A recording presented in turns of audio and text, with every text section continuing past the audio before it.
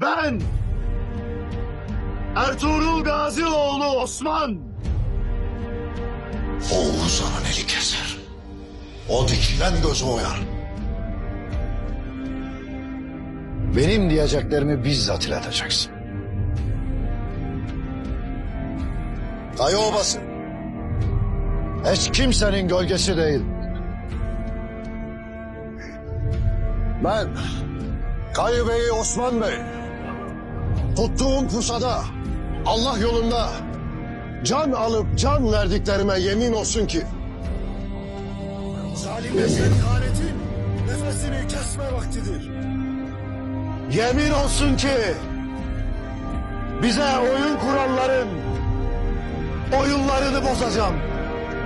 Hakikati yüceltip tüm cihanda adaleti sağlayacağım. Rabbimden başka hiç kimseye boyun bükmeyeceğim.